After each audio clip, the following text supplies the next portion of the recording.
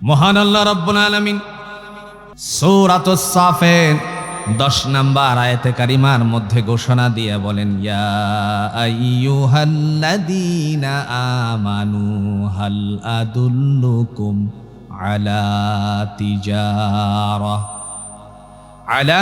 তিজারাতিন তুনজিকুম মিন আযাবিন আলীম। দয়াময় রব্বুল আলামিন বলেন, ইয়া আইয়ুহাল্লাযীনা আমানু, হে বিশ্বাসীরা, ঈমানদারেরা। তিনি পার্সোনালি ঈমানদারদেরকে ঘোষণা দিয়েছেন, ডাক দিয়েছেন। তার কারণ হলো আল্লাহর কাছে ঈমানদারের মর্যাদা, জুড়ে বলুন, কম না বেশি? কতটুকু আল্লাহর কাছে মর্যাদা বেশি? কোরআনুল হাকিম থেকে যদি আমরা লক্ষ্য করি, মানুষ অপরাধীর তালিকাভুক্ত হয়ে যখন কিয়ামতের ময়দান থেকে ফায়সালার পরে এক একজন এক এক জায়গায় চলে যাবে, কিছু ঈমানদার মুসলমানেরা মহান আল্লাহ পাক রব্বুল আলামিনের দায়িত্ব যথাযথভাবে পালন না করার কারণে আল্লাহ তাদেরকে শাস্তির ব্যবস্থাপনা করবেন।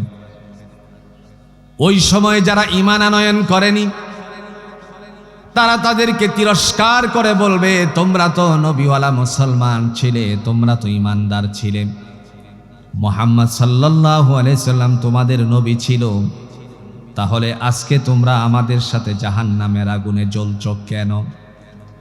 ওই সময় মহান আল্লাহ তাআলা ফেরেশতাদেরকে ডেকে বলবেন, জাহান্নামের দ্বার রক্ষীকে ডেকে বলবেন, যার অন্তরকরণের ভিতরে আমার বিশ্বাস আছে আমি যে রব, আমি যে আল্লাহ, আমি যে সব কিছুর মালিক, এই কথার উপরে বিশ্বাস স্থাপন করেছিল, কিন্তু ইবাদতের ক্ষেত্রে শৈথিল্যতা প্রকাশ করেছিল, হুকুম পালনের ক্ষেত্রে নানা ধরনের শৈথিল্যতা প্রকাশ করেছিল, যারই কারণে অপরাধী সাব্যস্ত হয়ে জাহান্নামের আগুনে নিক্ষিপ্ত হলো।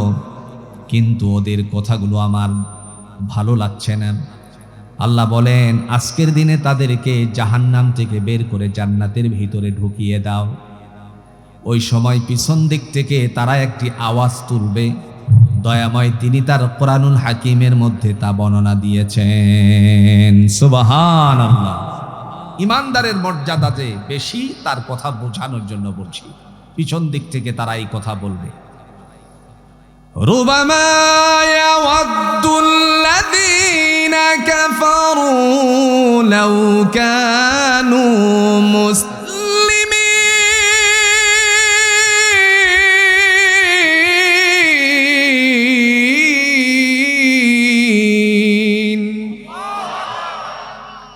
আক্ষেপ, আফসোস, আজকে যদি আমরাও মুসলমান হতাম তাহলে তোমাদের সাথে জান্নাতে প্রবেশ করতে পারতাম। তার মানে স্পষ্ট হয়ে গেল কালিমাওয়ালাদের মর্যাদা, ঈমানদারের মর্যাদা, জুড়ে বলুন তো আল্লাহর কাছে কম না বেশি? ওই আল্লাহ রাব্বুল আলামিন তিনি ডাক দিয়া বলছেন, ইয়া আইয়ুহাল্লাযীনা আমানু, হে বিশ্বাসশীলেরা, ও ঈমানদারেরা, হাল আদুল্লুকুম আলা তিজারা, আমি কি তোমাদের কেমন একটি ব্যবসার কথা বলবো না? তুনজিকুম মিন আযাবিন আলীম, যা তোমাদেরকে ভয়ানক শাস্তি থেকে সুরক্ষা দিবে। আমি আল্লাহ রাব্বুল আলামিনের যে ভয়ানক শাস্তির কথা উল্লেখ করেছি কোরআনের আলোকে, এই সমস্ত ভয়ানকতার থেকে তোমাকে মুক্তি দান করবে এমন একটা ব্যবসা কি তোমাদেরকে আমি শিক্ষা দিব না? আল্লাহ পাক রব্বুল আলামিন বলেন, ব্যবসা অবশ্যই অবশ্যই তোমরা করবে, কিন্তু এই জায়গাটার মধ্যে আইটেমেরও, জুড়ে বলেন, প্রয়োজনীয়তা আছে কিনা? কথা বুঝাতে পারিনি। আপনি একটা দোকান খুলবেন, প্রথমত দোকানটাকে আপনার অবশ্যই নিতে হবে একজন মালিক পক্ষের থেকে। 2 নাম্বার, দোকানের সিকিউরিটি ব্যবস্থাপনা করতে হবে। এরপরে মাল উঠাবেন, একজন সেলসম্যান রাখবেন, তারপরে ব্যবসা বাণিজ্যের পণ্যগুলো আপনার দোকান থেকে বিক্রি হবে। এরপরে আপনি লাভবান হতে পারেন, অথবা ব্যবসায় যদি ধরা খান তখন আপনি বিদায়ও হতে পারেন। কিন্তু আল্লাহ রাব্বুল আলামিন তিনি যে আমাদেরকে ব্যবসার কথা বলছেন, সেই ব্যবসার আইটেমটা কি? আল্লাহ বলেন তুমিনুনা বিল্লাহ। প্রথম নাম্বার, বিশ্বাস স্থাপন করতে হবে। জুড়ে বলুন কার উপরে? আরো জুড়ে। প্রথম নাম্বার বিশ্বাস স্থাপন আল্লাহর উপরে। আমরা এখানে যারা এসেছি আমরা সবাই এক বাক্যে এই কথাই উত্তীর্ণ। আমরা সবাই জানি আমাদের মালিক, আমাদের রব, আমাদের আল্লাহ। জুড়ে বলুন তো কয়? কয়? ওয়াল্লিমান। কোরআনুল হাকিম তা প্রমাণ করতে গিয়ে বলেন ওয়া ইলাহুকুম ইলাহু ওয়াহিদ লা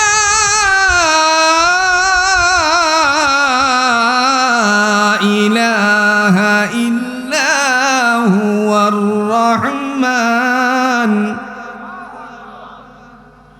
লা ইলাহা ইল্লা হুয়ার রহমানুর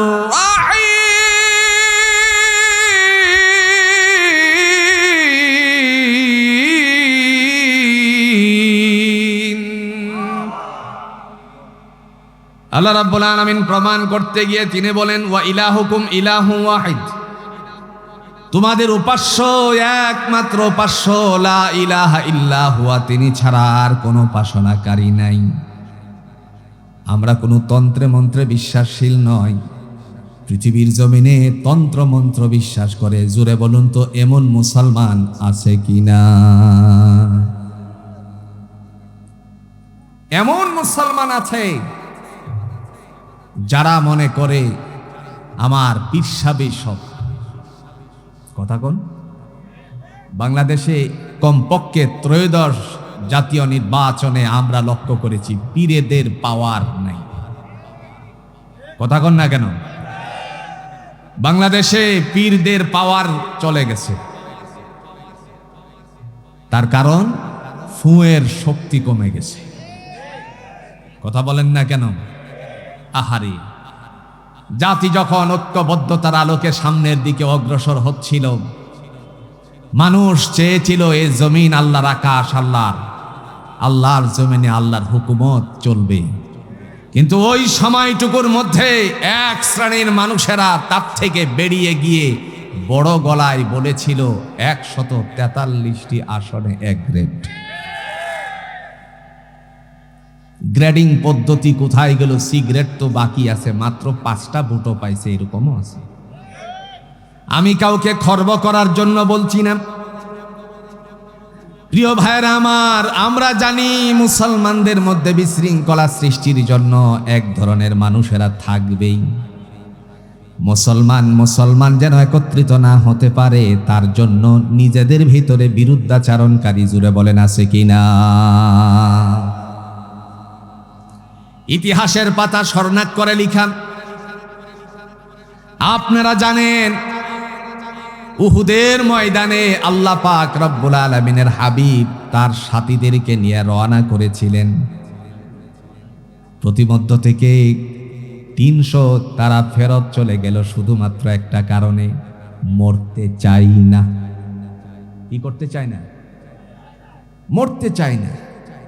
অথচ আল্লাহ কোরআন দিয়ে বলছে তাদেরকে তোমরা মৃত বলো না যারা যুদ্ধের ময়দানে শহীদ হয়, বাল আহইয়াউ ওয়ালাকিন লা তাশউরুন, বরঞ্চ তারা জীবিত বোধগম্য তোমরা রাখো না। এমন সময় যারা চলে গিয়েছিল এরাও কিন্তু মুসলমানই ছিল, পরবর্তীতে মুসলমানই নষ্ট হয়ে গেল। আল্লাহ তাআলা কোরআনুল হাকিমের মধ্যে তাদের একটা নাম দিয়েছেন, এদের নামে একটা সূরা অবতীর্ণ করেছেন। জুড়ে বলেন তো সূরাটার নাম কি? আর একটু জুড়ে। দয়াময় তিনি তার কোরআন দিয়া বলেন মুহাম্মাদুর রাসূলুল্লাহ সাল্লাল্লাহু আলাইহি ওয়াসাল্লামের সামনে তারা যখন আসতে শুরু করেছিল, ওই সময়টুকুর মধ্যে আল্লাহ তার রাসূলকে ডেকে বললেন, ওই যে আসতেছে দলটা এরা হলো মুনাফিক। এরা কি? ইযা জাআকাল মুনাফিকুনা ক্বালু নাশহাদু ইন্নাকা লারাসূলুল্লাহ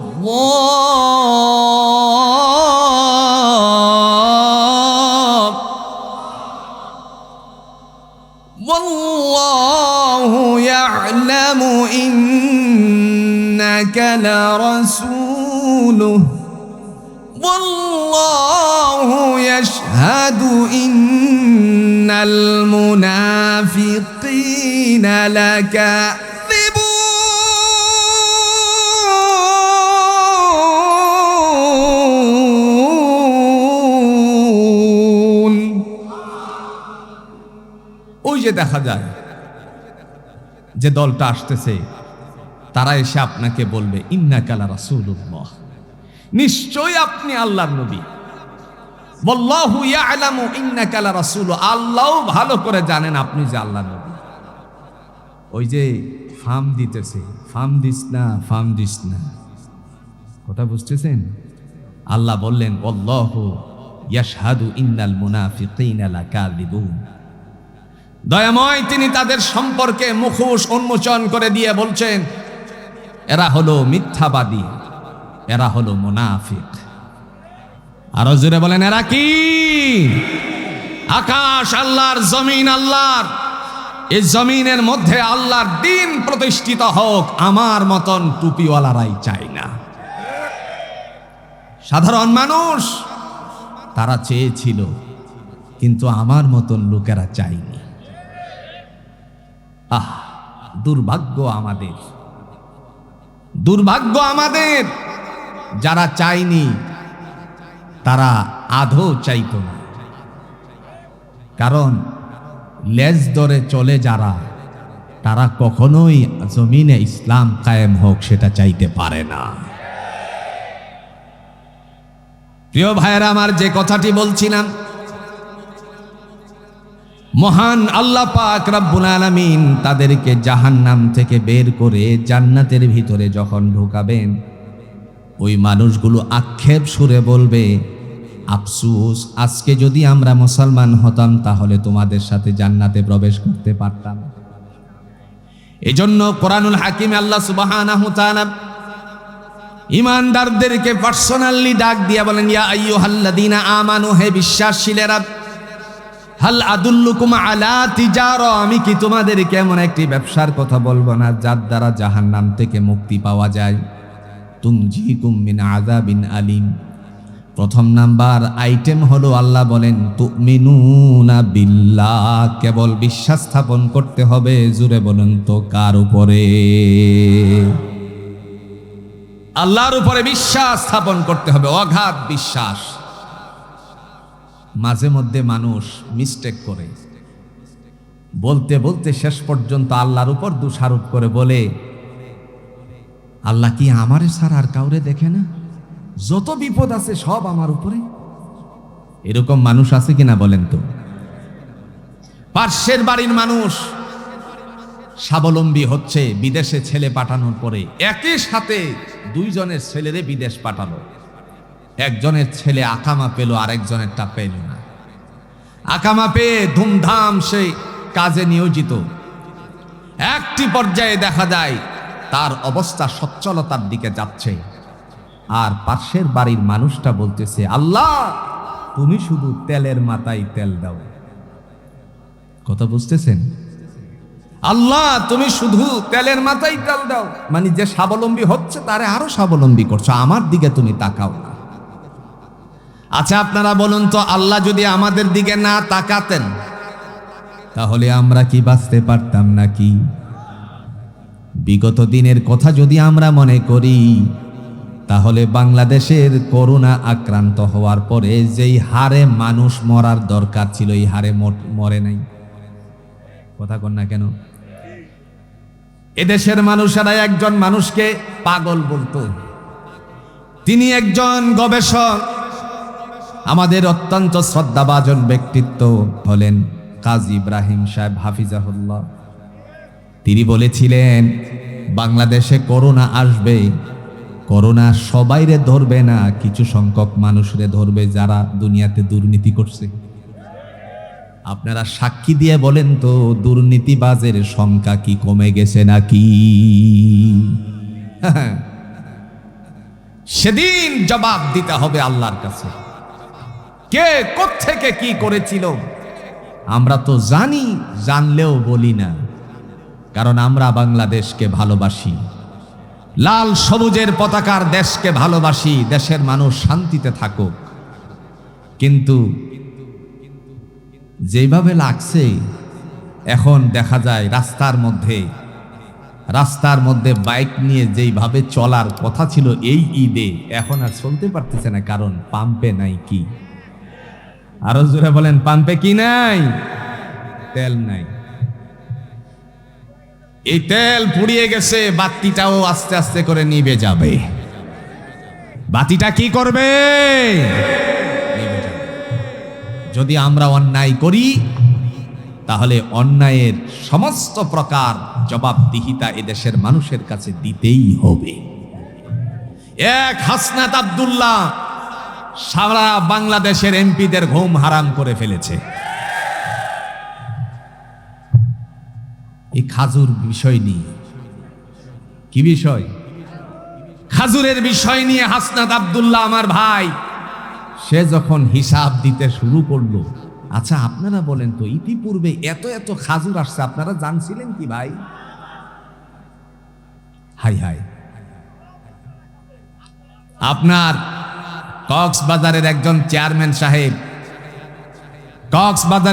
চেয়ারম্যান সাহেব আরেকজনকে আপনার বয়স দিয়ে বলতেছে, এক হাসনাত আব্দুল্লাহ বড় বিপদে ফেলে দিছে, এখন সব খাজুরের হিসাব দেওয়া লাগবে। আচ্ছা, কোন খাজুরটা আপনি খাচ্ছেন? এই যে আপনাদের মুহাদ্দিস সাহেব হুজুর বসে আছেন,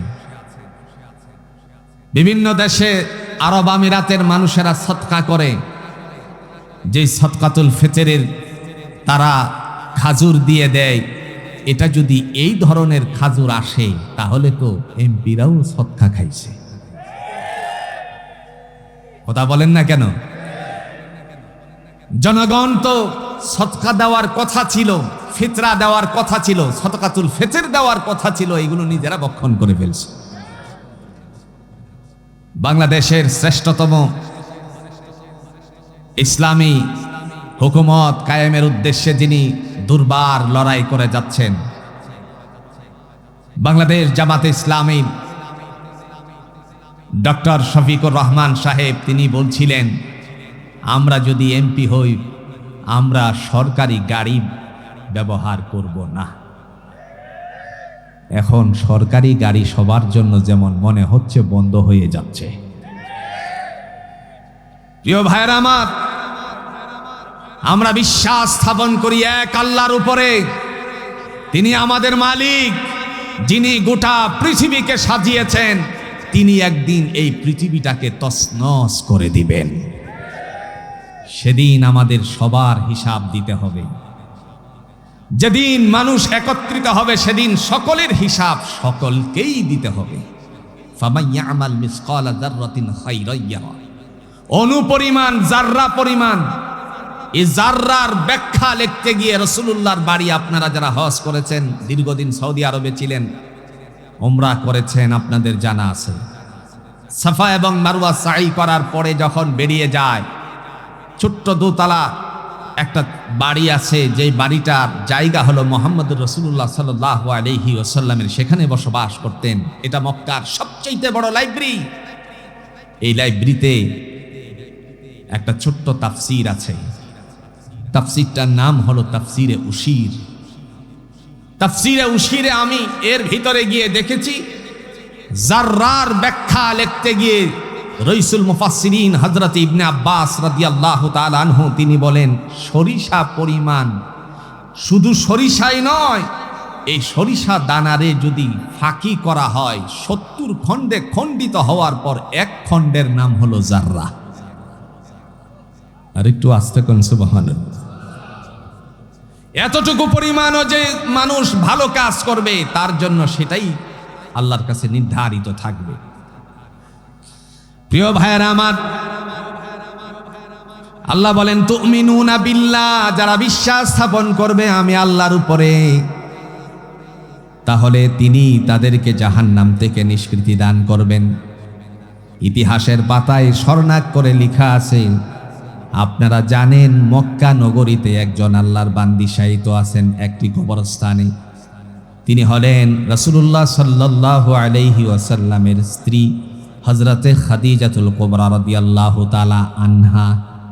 কি নাম? কি একটু জোরে বলেন, নাম কি? আপনাদের কষ্ট হচ্ছে?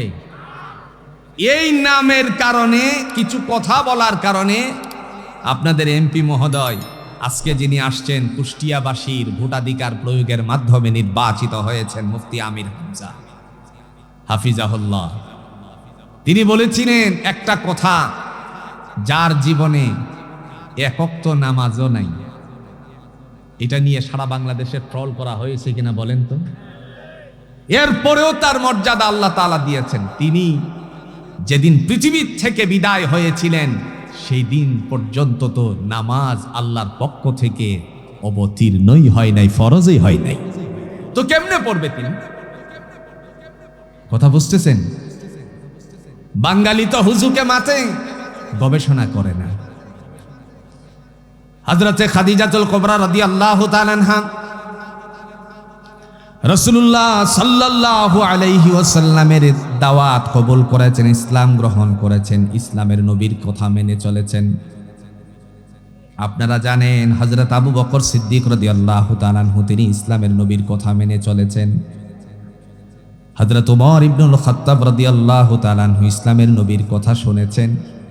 তার কারণে আল্লাহ তাআলা তাদের মর্যাদা, জুড়ে বলুন তো, পৃথিবীতে কম দিছেন না বেশি দিছেন? দুনিয়ার জমিনে তাদের মর্যাদার সন্ধান করেছেন শুধুমাত্র একটি কারণে। সাহাবীদের জীবন আদর্শ তালাশ করলে পরে দেখা যায় আল্লাহ পাক তাদের মর্যাদাও অধিক দান করেছেন। দুর্ভাগ্য হলেও সত্য, আমাদের দেশে কিছু মৌলবী সাহেব আমার মতন আছে যারা বলে সাহাবী বিদ্বেষী নাকি বাংলাদেশ জামাত ইসলামী। জুড়ে বলেন নাউজুবিল্লাহ। আচ্ছা আপনারা বলুন তো, সাহাবী হওয়ার জন্য যোগ্যতা কয়টা লাগে? কথা কয় না। দুইটা। যোগ্যতা কয়টা লাগে? দুইটা। প্রথমত, তারপরে তো গুণ অর্জন করবেই। এক নম্বরে প্রিয় নবী মুহাম্মদুর রাসূলুল্লাহ সাল্লাল্লাহু আলাইহি সাল্লামকে স্বচক্ষে দেখেছে। দুই নাম্বার, ঈমানের সাথে মৃত্যুবরণ করেছে, তারা হলো সাহাবী। নবীকে স্বচক্ষে দেখছে কিন্তু ঈমানের সাথে মৃত্যুবরণ করতে পারে নাই। জুড়ে বলুন তো, তাদেরকে সাহাবী বলা যাবে নাকি? ওয়াল্লাহ, কসম বিল্লাহ, আল্লাহর শপথ করে বলছি, ময়দানে হাসরে তাদের সাথে সাক্ষাৎ হবে যারা বলে বাংলাদেশ জামাতে ইসলামী তারা সাহাবী বিদ্বেষী, তারা সাহাবীদেরকে মানে না, মেয়ারে হক হিসাবে মানে না। কিয়ামতের ময়দানে আল্লাহর কাঠগড়ায় তাদের সাথে আমাদের সাক্ষাৎ হবে ইনশাআল্লাহ।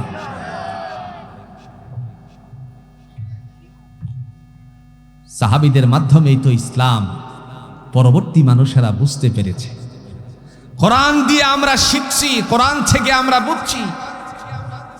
প্রিয় ভাইয়েরা আমার, আল্লাহ রাব্বুল আলামিন তিনি ডাক দিয়া বলেন,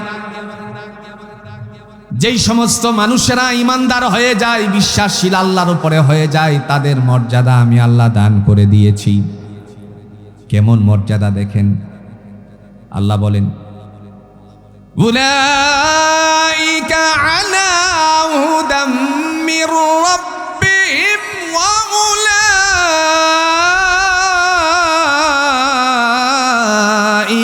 হুমুল মুফলিহুন।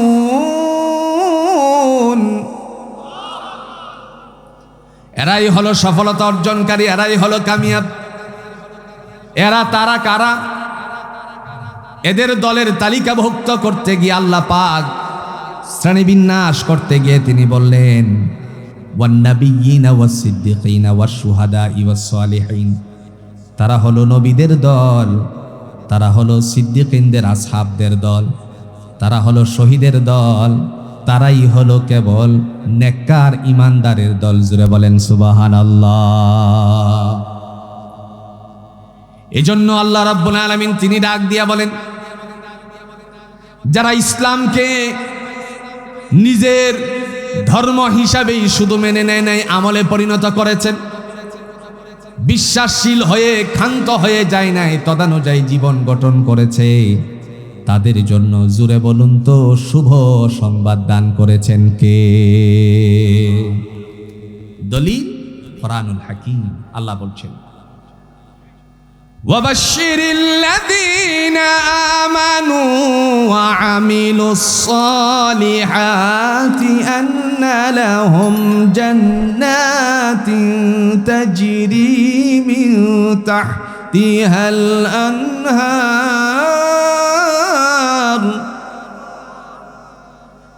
কুল্লামা রুযিকু মিনহা মিন সিমারাতির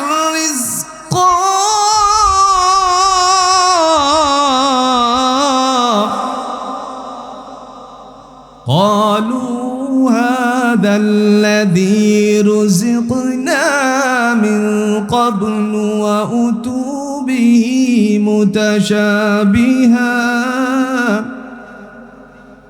ولهم فيها أزواج مطهرة وهم فيها خالدون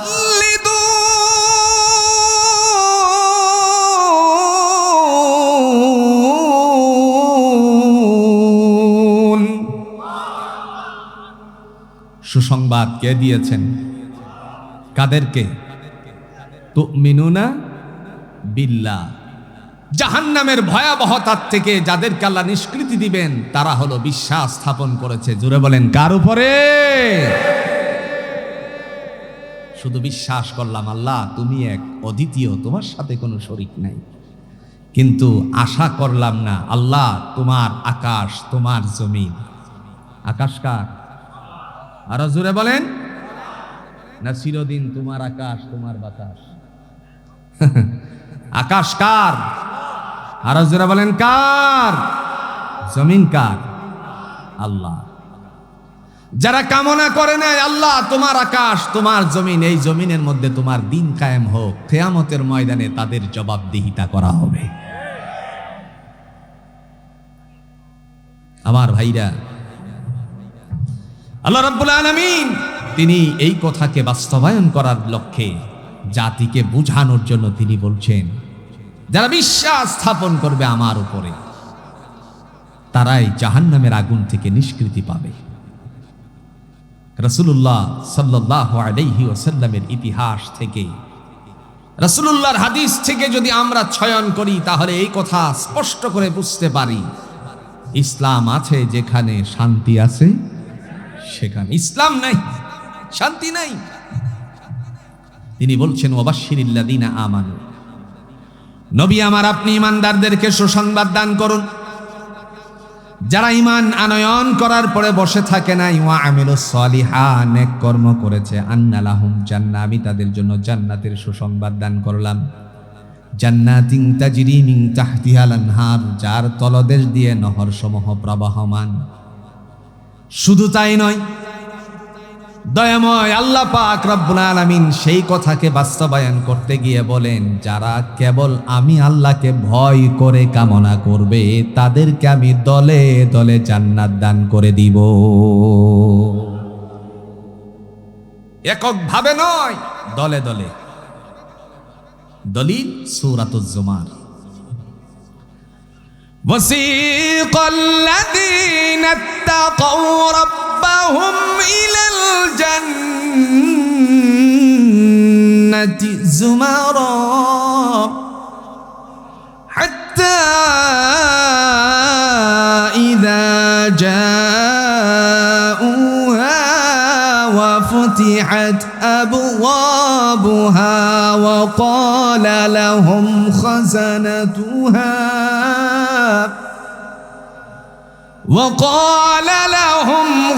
خزنتها سلام عليكم طبتم فادخلوها خالدين.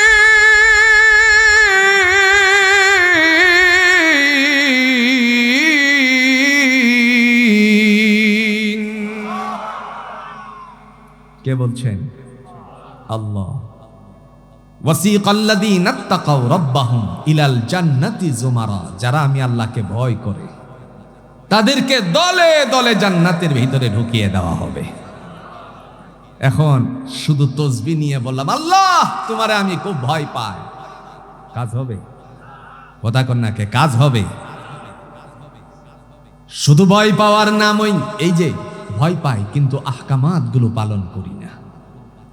এই জমিনের মধ্যে আল্লাহর দ্বীন প্রতিষ্ঠিত হোক আমি চাই না। আমি চাই তসবিহ আর গরম গরম জিলাপি। কথা কন নাকি?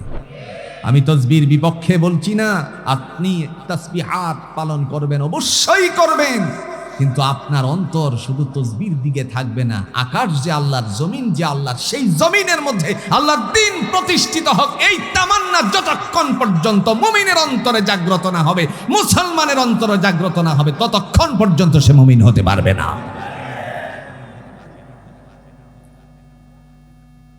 হাদিয়া তুহফা নেওয়া যায়, কি নেওয়া যায়?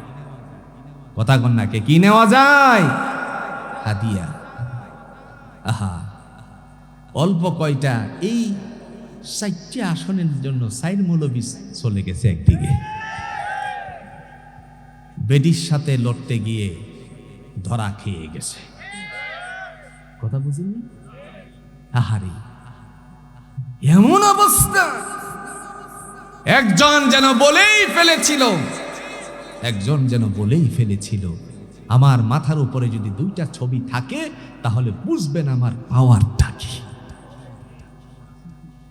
চিন্তা করছে।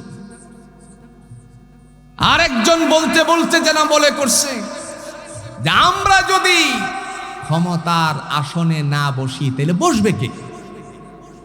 তাহলে ইনশাআল্লাহ দরকার নেই। কথা কন্যাকে দরকার নেই ভাই।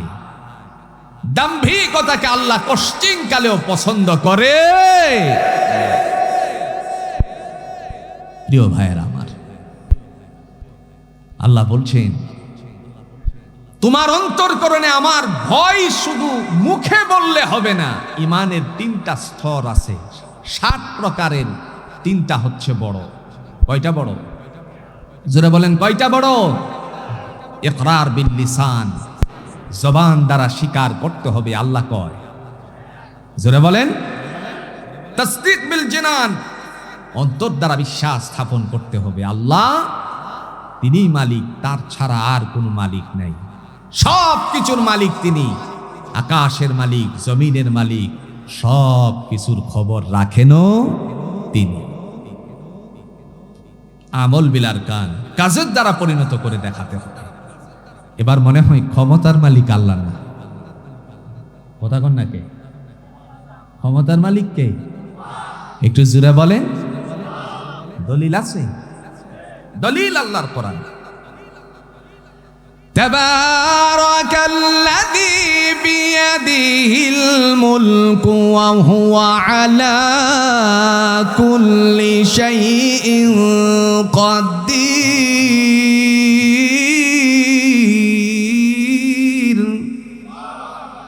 বরকতময় তিনি হলেন রব, যার হাতে ক্ষমতা, সমস্ত বস্তুর উপরে যার ক্ষমতা। ক্ষমতা কার? জোরে বলেন কার? আল্লাহর।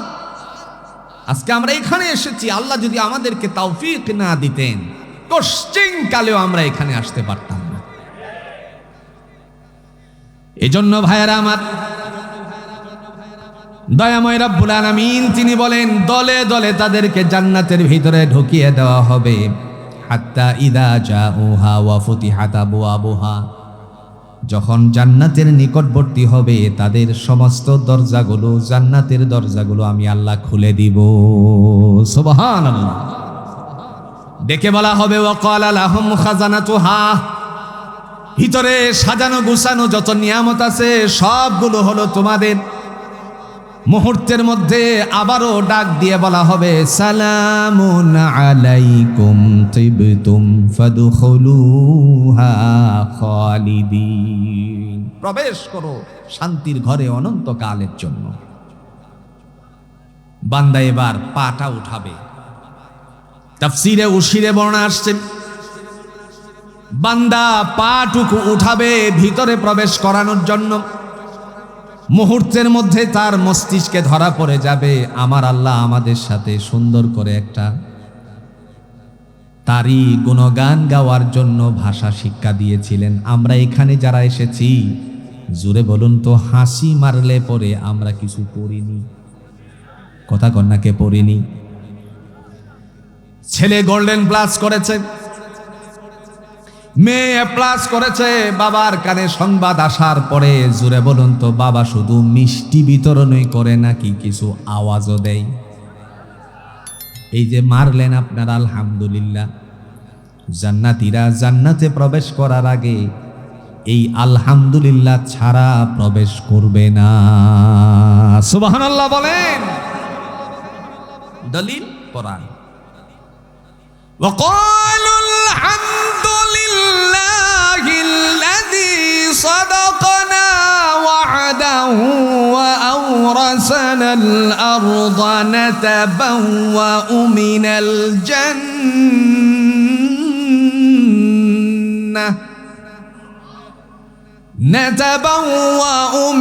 الجنة حيث نشاء فنعم أجر العاملين।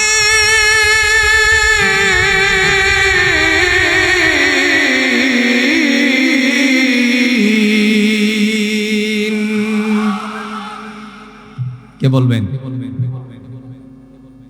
বান্দা বলবে, ওয়াকালুল হামদুলিল্লাহ, আল্লাহর সমস্ত প্রশংসাগুলো তোমার। কেন তারা প্রশংসায় নিজেদেরকে মাতিয়ে তুলবে? তার পিছনে কারণ একটাই, ডেকে বলবে, আল্লাযী সাদাকানা ওয়া'দাহু ওয়া আওরাসানাল আরদা নাতাবাওয়াউ মিনাল জান্নাতি হাইসু নাশা। অঙ্গীকার করেছিলে দুনিয়ার জমিনে তোমারে ভয় করলে, তোমার আহকামাতগুলো পালন করলে, তুমি যে রব স্বীকৃতি দিয়ে কাজ শুরু করলে, তুমি জান্নাত দিবা। আজকে সমস্ত অঙ্গীকার বাস্তবায়িত হয়েছে, এই কারণে আমিও পড়ে নিছি আলহামদুলিল্লাহ। প্রশংসা কার? আরো জোরে বলেন তো, প্রশংসা কার? সকল অবস্থায় প্রশংসা করতে হবে আল্লাহ। চুরি করার সময় নাকি? কল্যাণকর কাজে প্রশংসা আমরা নিজেরা নিয়োজিত থাকবো ইনশাআল্লাহ। 2 নাম্বার আইটেম। কয়টা আইটেমের কথা বলছি? জাহান্নাম থেকে মুক্ত হওয়ার জন্য 4 প্রকারের অবস্থান থাকতে হবে। 2 নাম্বার, আল্লাহ বলেন ওয়া রাসূলিহি, যারা বিশ্বাস স্থাপন করবে আমার নবী মুহাম্মদুর রাসূলুল্লাহ সাল্লাল্লাহু আলাইহি ওয়াসাল্লামের উপরে। নবী মুহাম্মদ সাল্লাল্লাহু আলাইহি ওয়াসাল্লামের উপরে যে বিশ্বাস, আল্লাহ রাসূল বলছেন, ভালোবাসার ক্ষেত্র দিয়েও তিনি ঘোষণা দিয়েছেন, লা ইউমিনু আহাদুকুম হাত্তা আকুনা আহাব্বা ইলাইহি মিন ওয়ালিদিহি ওয়া ওয়ালাদিহি ওয়ান নাসি আজমাইন।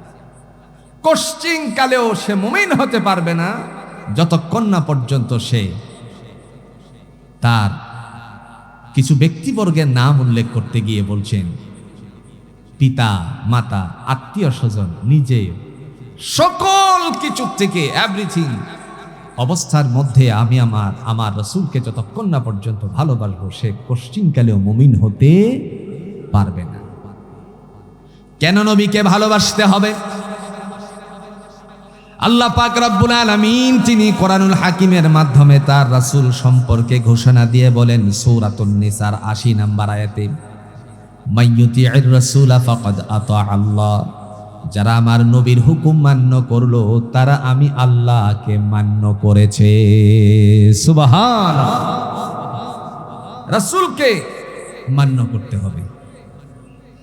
আমাদের সমাজে অনেক মানুষ আছে যারা বলে হাদিস মানি না, কথা কন নাকি, শুধু কোরআন মানি। আপনি বলেন তো, কোরআন থেকে আপনি যতটুকু বুঝছেন, কোন জায়গায় গিয়ে হুঁচুট খাবেন সেটা হাদিসের ব্যাখ্যা থাকতে হবে। যদি আপনি রাসূলুল্লাহর কথাগুলো না মানেন, এমন একটা পর্যায়ে আসতে পারে আপনি ধরা খেয়ে গেছেন। আচ্ছা, আপনারা বলেন তো, আল্লাহ পাক রব্বুল আলামিন তিনি কোরআনে একটা সূরা অবতীর্ণ করেছেন যার নাম হলো সূরাতুল মুজাম্মিল। আল্লাহ বলছেন, কুমিল লাইলা ইল্লা কলিলা, রাতের কিছু অংশ আমি আল্লাহর জন্য দাঁড়ান। এখন বলেন, এই জায়গায় আল্লাহ কি বলেছেন? শুধুমাত্র দাঁড়ায় থাকতে নাকি? কথা কোন? আল্লাহ তো বলছেন কুমিল লাইলা ইল্লা কলিলা, রাতের কিছু অংশ আমি আল্লাহর জন্য দাঁড়ান। আপনি শুধুমাত্র এরকম দাঁড়ায় রইলেন, এটা কি আল্লাহ বলছে নাকি? এই কথা বুঝতে গেলে অবশ্যই আপনাকে হাদিসের অনুকরণ দেখতে হবে। তার মানে মুহাম্মাদুর রাসূলুল্লাহ সাল্লাল্লাহু আলাইহি সাল্লামকে আল্লাহ পাক ঘোষণা দিয়েছেন, নবী আমার রাতের কিছু অংশ আমি আল্লাহর জন্য দাঁড়ান। তার মানে হলো আমি আল্লাহর সামনে আপনি সালাতে দণ্ডায়মান হয়ে যান। সুবহানাল্লাহ। ইসলাম বুঝবেন, কোরআন বুঝবেন, একটাকে বাদ দিয়ে নয়। হ্যাঁ, আপনি সহিহ হাদিসগুলোকে অবশ্যই অবলম্বন করবেন। প্রিয় ভাইয়েরা আমার, আল্লাহ পাক রব্বুল আলামিন তিনি ডাক দিয়া বলছেন, পৃথিবীতে যারা আমি আল্লাহর ভালোবাসা পেতে চাই, নবীর আনুগত্য ছাড়া, জোরে বলুন তো, ভালোবাসা পাওয়া কষ্টিনকালেও সম্ভব নাকি? দলিল আছে? কথা কোন? দলিল আছে? দলিল কোরআনুল হাকিম। কুল ইন কুনতুম তুহিব্বুনাল্লাহ ফাত্তাবিউনি ইউহিব্বুকুমুল্লাহ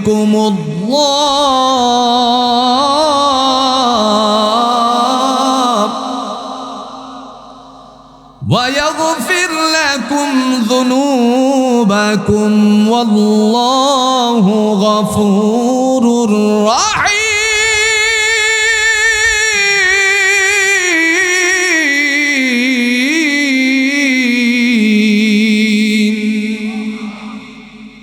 কুল, ও নবী আপনি বলুন, ইন কুনতুম তুহিব্বুনাল্লাহ, যারা আমি আল্লাহর ভালোবাসা পেতে চাই, ফাত্তাবিউনি, তারা যেন আপনার অনুকরণ করে। কি করে? কথা কর না কে? কি করে? অনুকরণ করে। এখন আপনারা সাক্ষী দিয়ে বলেন তো, রাসূলুল্লাহর অনুকরণ করতে গেলে রাষ্ট্রনায়কের প্রয়োজনীয়তা আছে কিনা? নবী মনে হয় রাজ্য পরিচালনা করে নাই, বিচার ব্যবস্থাপনা মনে হয় রাসূলুল্লাহ করে নাই। রাসূলের অনুকরণ করতে গেলে, জোরে বলুন তো, হুকুম আল্লাহর বাস্তবায়ন হোক, এটা মনের থেকে শুধু নয়, বাস্তবায়নের জন্য আন্দোলন করা দরকার আছে কিনা?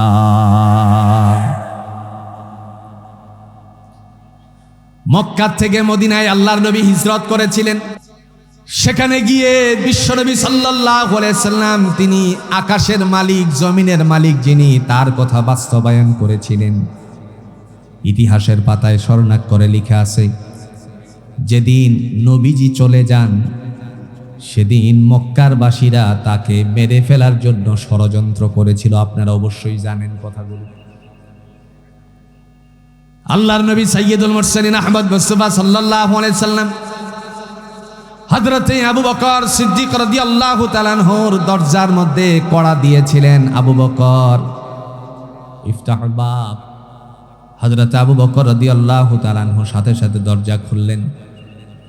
বন্ধুরা আমার, দরজা খোলার পরে রাসূল বলছিলেন, যদিও সনদানের ভিত্তিতে এটা অনেক সময় দুর্বলতা প্রকাশিত হয়, কিন্তু বাস্তবতার এটাই ছিল যে, আপনি কি ঘুমান নাই নাকি?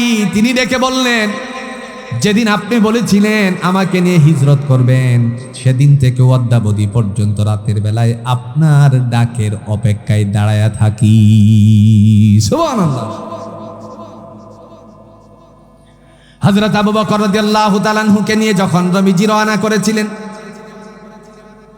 ওই সময় মক্কার কাফেররা আল্লাহর নবীকে তালাশ করতে করতে, লম্বা ঘটনা শুধুমাত্র একটু ধারণা দেওয়ার জন্য বলছি,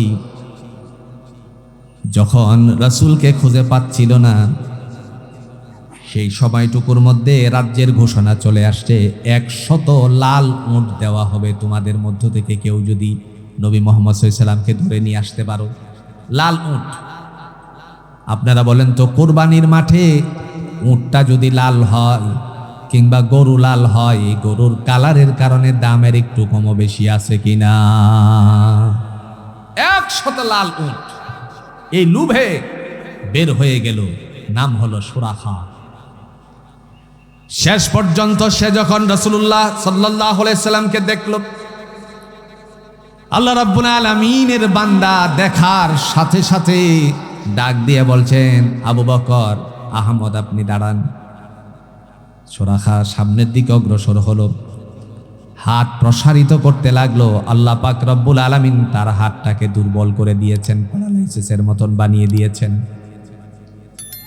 ডেকে ডেকে বললেন, আমাকে আপনি মাফ করে দেন।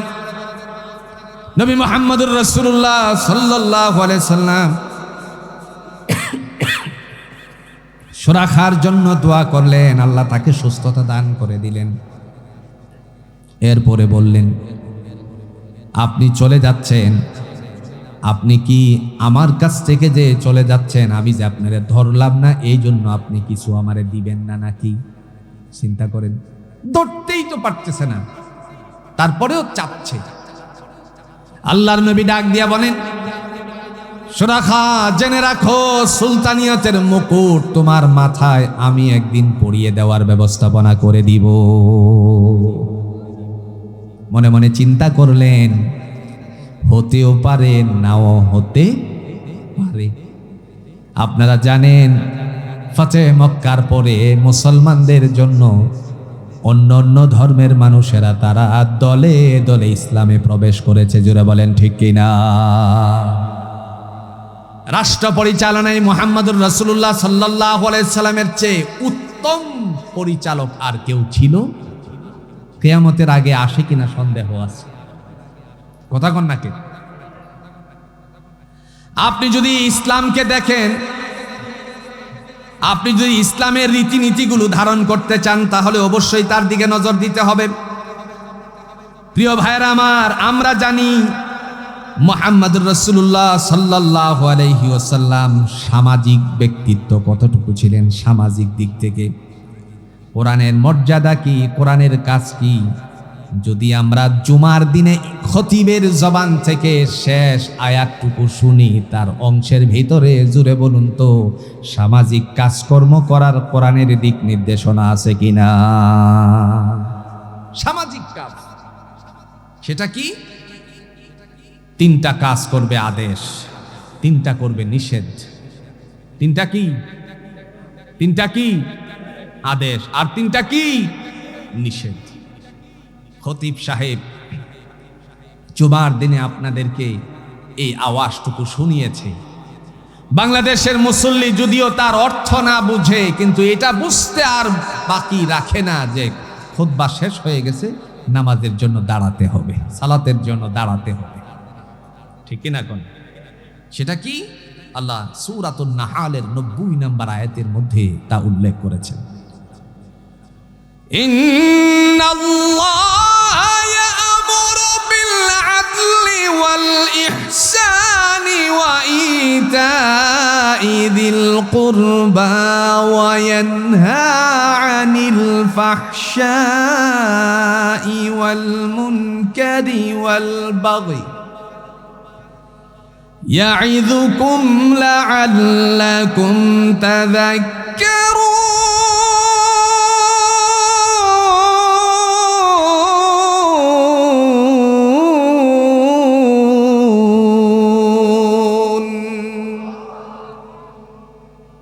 তিনটা আদেশ।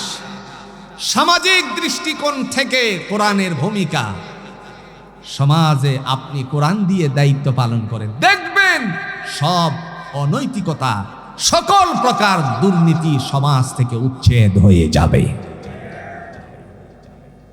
আল্লাহ বলেন, 1 নাম্বার, আমি ন্যায়পরায়ণতাকে পছন্দ করি। কি পছন্দ করে? সমাজে যদি ন্যায় প্রতিষ্ঠিত থাকতো, তাহলে সুরের আর চুরি করতে পারত? কথা কন নাকে? রাহাজারি আর হতো না, চিন্তাই হতো না।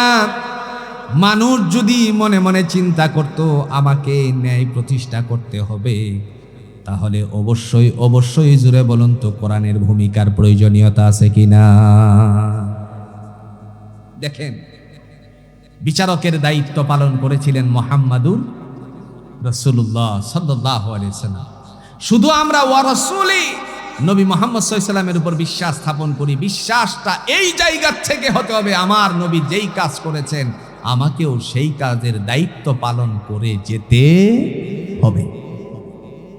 সামাজিক কাজ করেছিলেন মুহাম্মদ সাল্লাল্লাহু আলাইহি ওয়াসাল্লাম, বিচারের কাজ করেছিলেন মুহাম্মাদুর রাসূলুল্লাহ সাল্লাল্লাহু আলাইহি ওয়াসাল্লাম।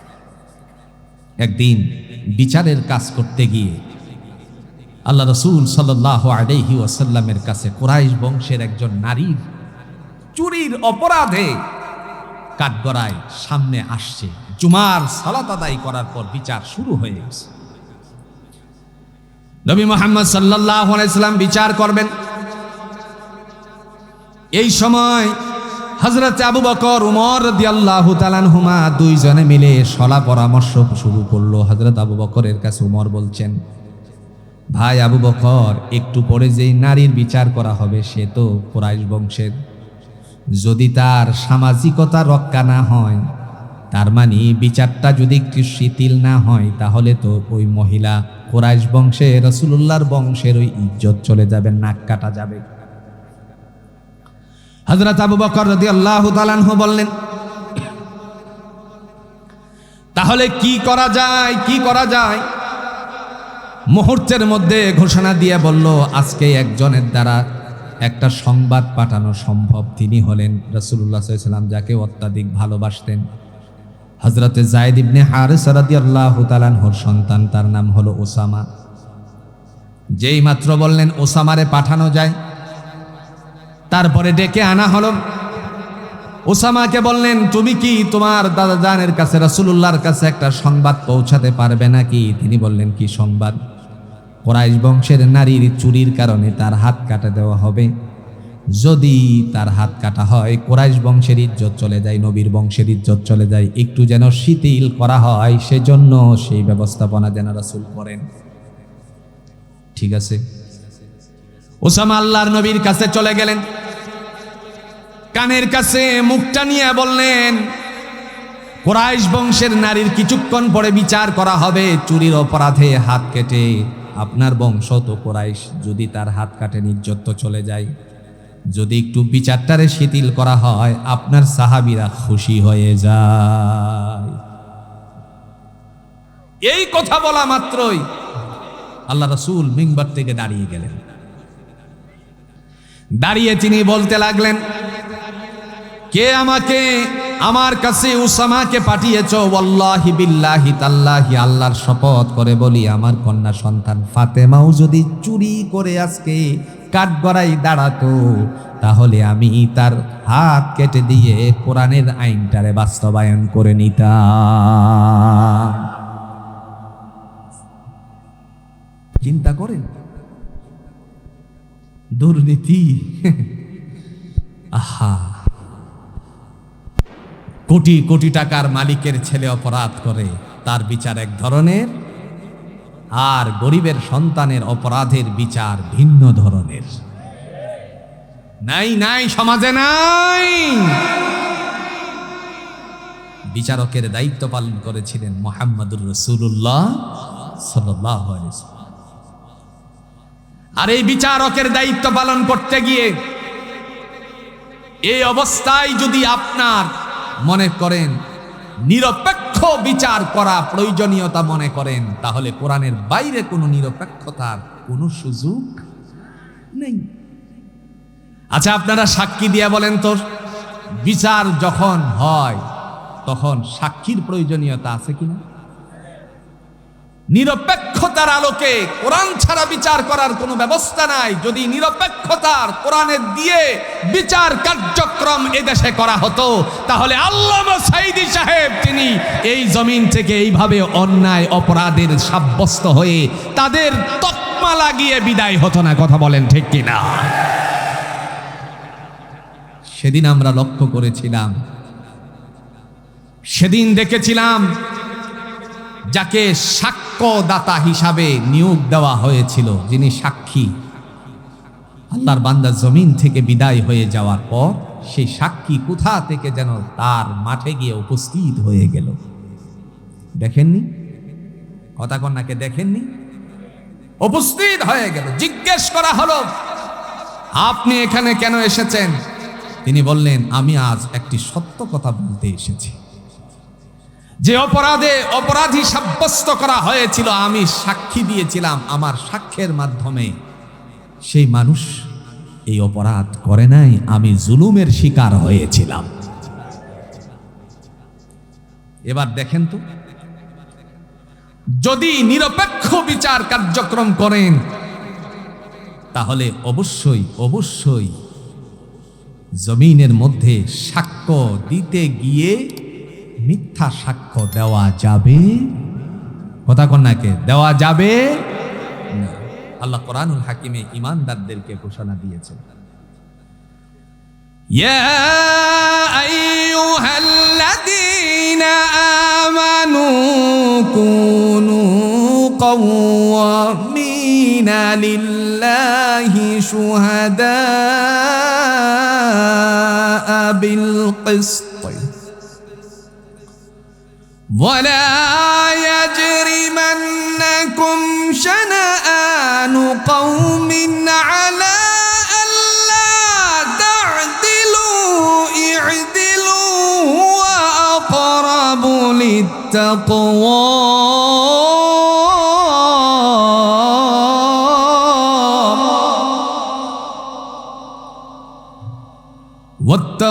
ওয়াত্তাকুল্লাহা ইন্নাল্লাহা খাবীরুম বিমা তা'মালুন।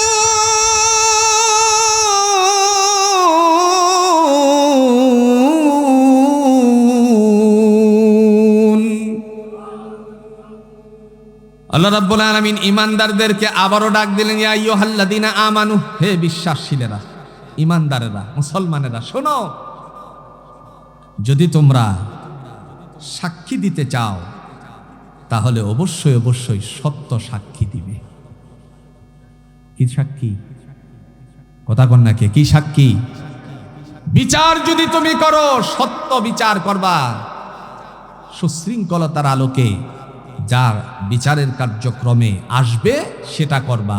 অন্যায়ভাবে কাউকে তুমি অপরাধী সাব্যস্ত করে তার বিচার করতে পারবে না। কে বলেছেন? একটু জোরে বলেন, কে বলেছেন? আল্লাহ পাক।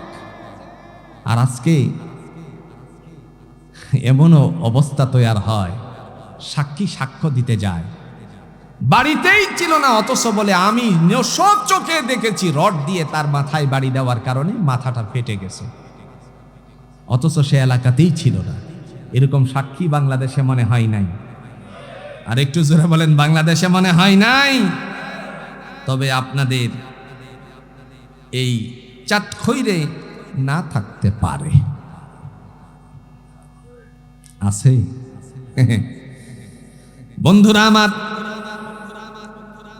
মহান আল্লাহ রাব্বুল আলামিন আমাদেরকে ভালো করতে চান, কিন্তু আমরা ভালো হই না, মিথ্যার জীবন গঠন করি, অন্যায়ভাবে একে অপরের উপরে তুকমা লাগিয়ে দেই, অপরাধী সাব্যস্ত করি, নানা ধরনের মিথ্যা কথা বলি।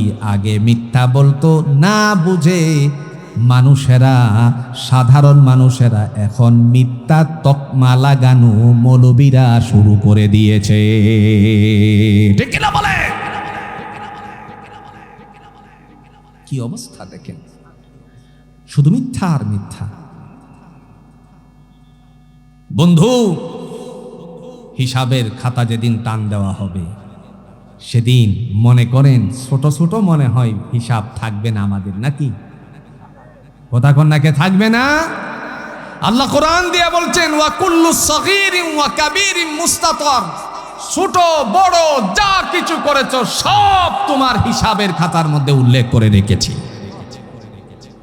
তিনি বলছেন, কিতাবুম মারকুম। রাসূলুল্লাহ সাল্লাল্লাহু আলাইহি সাল্লামকে আল্লাহ স্বয়ং জিজ্ঞেস করেছেন, ওমা আদরাকা মা ইল্লিয়ুন, নবী গো ইল্লিয়ুন সম্পর্কে আপনি কিছু জানেন? কি জানেন বলেন। আল্লাহ নিজেই উত্তর দিয়ে বলছেন, কিতাবুম মারকুম, এটা হলো হিসাবের খাতা। এই হিসাবের খাতার মধ্যে সব উল্লেখ করা আছে। যেইগুলো উল্লেখ করেছেন মহান আল্লাহ পাক রব্বুল আলামিন সেই সময়ে বান্দার জন্য, জুড়ে বলুন তো আল্লাহর কাছ থেকে, যেদিন বান্দা আল্লাহর সামনে উপস্থিত থাকবে সেদিন সমস্ত হিসাবগুলো আল্লাহ পাক নিবে কি নিবে না? সেদিন আল্লাহ রাব্বুল আলামিন ডাক দিয়া বলবেন, যাদের ডান হাতে আমলনামা এসেছে তাদের হিসাব নিকাশকে আল্লাহ পাক সহজ করে দিয়েছেন। তিনি কোরআনুল হাকিমের মাধ্যমে বললেন, فَأَمَّا مَنْ أُوتِيَ كِتَابَهُ بِيَمِينِهِ فَيَقُولُ هَاؤُمُ اقْرَءُوا كِتَابِيَهْ। রব্বুল আলামিন ডেকে বললেন, যাদের ডান হাতে আমলনামা চলে এসেছে তাদের হিসাব নিকাশ সহজ করে দেওয়া হয়েছে। বান্দা তখন ডেকে বলবেন, ইন্নী যানানতু আন্নী মুলাকিন হিসাবিয়া। আল্লাহ, আমি জানতাম একদিন হিসাবের সম্মুখীন করা হবে, সেজন্য সমস্ত অপরাধগুলো ছেড়ে দিয়েছিলাম। লিল্লাহি তাকবীর। না, হয়নি। এমপি সাহেবের জন্য তো আওয়াজটা একটু বেশি হওয়া দরকার। লিল্লাহি তাকবীর। আর একটু বাকি রয়ে গেল। লিল্লাহি তাকবীর। আল্লামা মুফতি আমির হামজা সাহেবের আগমন। আরো জোরে, মুফতি আমির হামজা সাহেবের আগমন। লিল্লাহি তাকবীর। আমরা তাকে নতুন মুখে দেখছি। কোন মুখে? আর একটু জোরে বলেন, কোন মুখে দেখছি? এতদিন জানতাম বিশাল মুফাসসির, আজকে আমরা জেনে গেলাম না শুধু মুফাসসিরই নয়, জাতির দায়িত্বশীল। জোরে বলেন আলহামদুলিল্লাহ। আল্লাহ তার বান্দাকে কবুল করুন। আরো জোরে বলেন আমিন।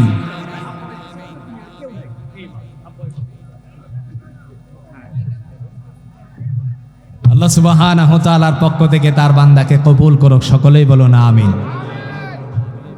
দেখে বলা হবে, ইন্নী যানানতু আন্নী মুলাকিন হিসাবিয়া। বান্দা বলবে, আল্লাহ, আমি জানতাম একদিন হিসাবের সম্মুখীন করা হবে, সেজন্য তিনি সমস্ত অপরাধগুলো ছেড়ে দিয়েছিলেন। আপনারা বলুন তো, নবী মুহাম্মদুর রাসূলুল্লাহ সাল্লাল্লাহু আলাইহি ওয়াসাল্লামকে মানলে পরে এই জমিন যে আল্লাহর, আকাশ যে আল্লাহর, আইনটা যে আল্লাহর, চলবে না এটা বলার কোনো সুযোগ আছে? কথা বলেন না কেন? সুযোগ আছে। সুতরাং আমরা সদা সর্বদাই কামনা করব আল্লাহ যেন তার জমিনের মধ্যে তারই হুকুমতের বন্দোবস্ত করে দেন। আর একটু জোরে বলেন আমিন। জনগণ আপনার রায় দিয়েছেন, জনগণের রায় যথেষ্ট পরিমাণের দেওয়া হয়েছে। সব কথা বলতে চাই না, আমরা তা মেনে নিয়েছি। শুধুমাত্র বাংলাদেশের মানুষের ভালোবাসার স্বার্থে দেশ সুশৃঙ্খলতার আলোকে সামনের দিকে অগ্রসর হোক, সেই চিন্তা চেতনা করে তাকেই রাষ্ট্র সুন্দরভাবে পরিচালিত হোক, এই চিন্তাটাই মাথায় রেখে সব মেনে নেওয়া হয়েছে। আপনারা শুনেছেন আমিরে জামাতের পক্ষ থেকে বলা হয়েছিল, আমরা সব কিছু নজরদারি করেছি, তারপরেও সব মেনে নিয়েছি, যাতে করে এই জাতি সুন্দরভাবে জীবন যাপন করতে পারে। আমরা বাংলাদেশকে ভালোবাসি। গণতন্ত্রের গান গায় অনেকেই অনেক কিছু বলে, বাস্তবিক পক্ষে তারা কতটুকু কি করে বা না করে কমপক্ষে এইবার আমরা লক্ষ্য করেছি। ওই যে গতকালকে কি গেছে ভাই, কথা কন্যাকে কি গেছে? স্বাধীনতা দিবস। এই স্বাধীনতা দিবসের পালন করতে গিয়ে দেখলাম মোটামুটি বাংলাদেশের প্রত্যন্ত বিভিন্ন থানার মধ্যেও মোটামুটি মারামারি পর্যন্ত হয়েছে। চেয়ারে বসা নিয়ে পর্যন্ত মারামারি হয়েছে। কথা বলেন ঠিক কিনা? আর এই যে এমপি সাহেব, আপনাদের প্রিয় মানুষ, নতুন মুখে আমরা তাকে সম্বোধন করছি, তিনি আইসা চুপ করে বসে পড়ছেন। এই আদর্শ যদি নিতে হয় একমাত্র কোরআনের আলোকে নিতে হবে, এছাড়া আর কখনো নেওয়া সম্ভব নয়। একজন বসছে উপরে, আরেকজন নিচে বসছে, এ নিয়ে কোনো কৈফিয়ত নেই, নিজের ভিতরে কোনো ধরনের নানা জল্পনা কল্পনা নেই, কিন্তু সিনিয়র জুনিয়র নিয়ে হাইরে মারামারি।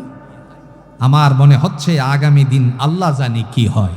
তবে সেদিন তিনি বলেছিলেন যে তাদেরকে লড়তে দেওয়া হবে না, আমরা পিছু টেনে ধরব। তা আমরা সেই দিনের অপেক্ষায় আছি, যেন এ দেশের মধ্যে জাতির সমস্ত আকাঙ্ক্ষা পূরণ হয়, সেই প্রত্যাশা রেখে আজকের এই তাফসীরুল কোরআন মাহফিলে যারা এসেছেন, আমি সবাইকে ধন্যবাদ জ্ঞাপন করে, ইসলাম যেন শান্তির হয় সেটা আল্লাহ নিয়োজিত করে দিয়েছেন শান্তির ধর্ম হিসাবে, কিন্তু আমরা অশান্তি সৃষ্টি করছি। আল্লাহ যেন আমাদেরকে ইসলামের আলোকে সহি বুঝ দান করেন, সকলে বলুন আমিন। আল্লাহ যেন আমাদের সবাইকে আজকের এই সূরাতুস সাফের 10 নম্বর 11 নম্বর আলোচনা থেকে আমল করার তৌফিক দান করেন।